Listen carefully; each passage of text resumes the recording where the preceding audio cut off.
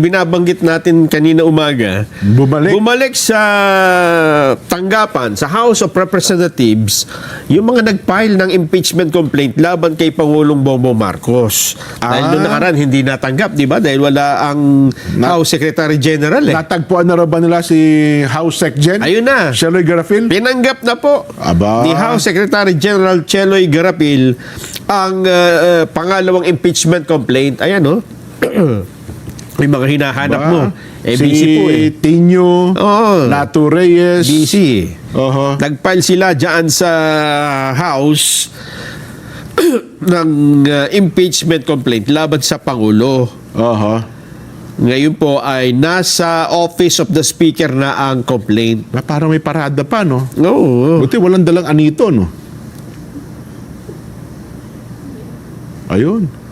May papel na maliit din. Yun namang complaint ni yung grupo ni Chavit, Ay, di pa bumabalik yan. ay hindi pa sila bumabalik. Yung grupo nila, yung civil society groups naman ang tawag sa kanila. Hindi pa sila nagre-refile. Oho. Kasi baka dumating na si Seloy, kaya ayaw na nila. May tatanggap na. Ang problema dyan, kung alin ang... kasi una-unahan eh, no? Oo. Para dun sa 1 year na ban, natanggap na una natanggap na eh. Oho. Tapos ito, pangalawa, di magiging pangatlo na yung kina-Chavit kung ipapile pa nila. Consolidated. Baka mapuntusan din nila gaya nung nangyari kay BP Inday Sara, di ba? Pero dapat siguro liwanagin talaga yun, no? Ano ba talaga ang day one? Yung pag-receive sa Office ng Secretary General o Yung pagka pinaprobahan ng ano. pagka ito ay ipinasa na doon sa House Justice Committee? Yun ba ang day one? Di ba? Mapapainom ka ng basa. Kasi, Tubig. ewan ko lang, yung mga abogado ngayon, kasi marami din nagtatalo dyan, di ba? Kanya-kanya rin yan. Pero doon sa decision ng Supreme Court, di ba meron sa kay BP Inday Sara, kung kailan talaga ang day one ng pagtanggap, di ba? Yung kumbaga sa taxi, nagsimula nang pumatak ang metro mo. Oo. Di ba? Yun ba, gaya nun, ginawa nung nakaraan. Yun ba, day one na? Yung pag-submit nung grupo ni na Attorney Andre De Los Santos?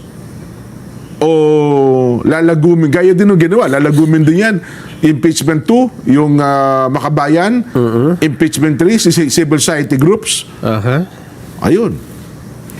Parang hindi pa ata, no? Hindi pa ata nagdi-day one, eh. Wala pa, eh.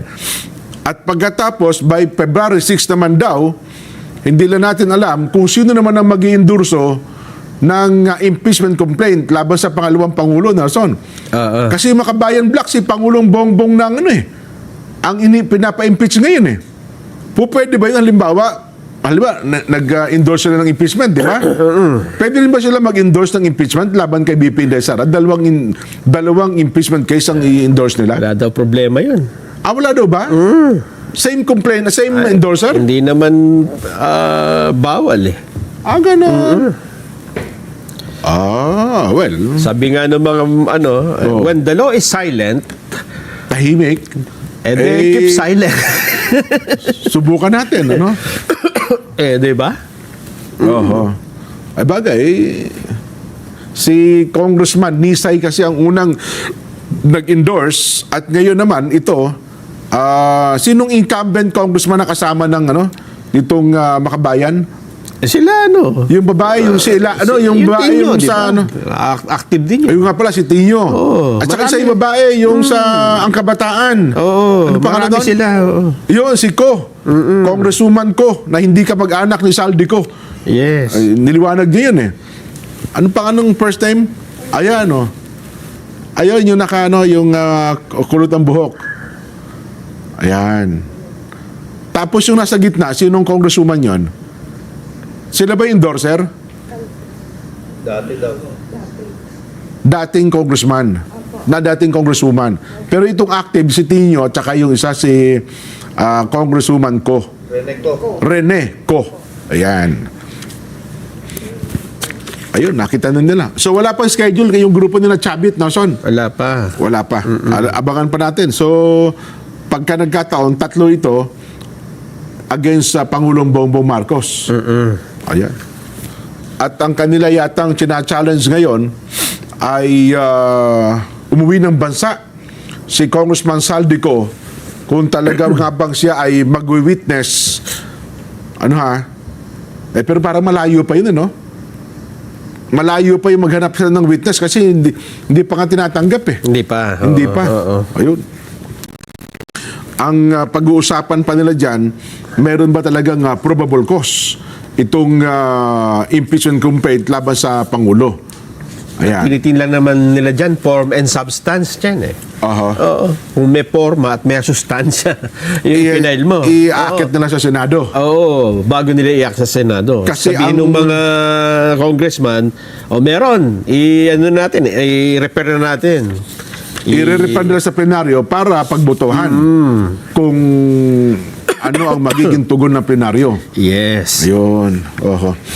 Pero kung hindi tatanggapin, wala tayo. Wala din. Oo. Basura. Basura. Yeah. Basura.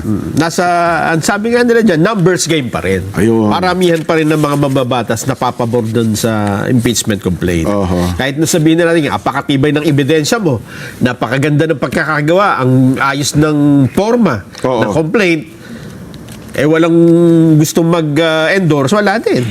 Di ba? Ayun. Oo, laglag pa rin po yan. Ayun. Pero nag-endorse na kasi.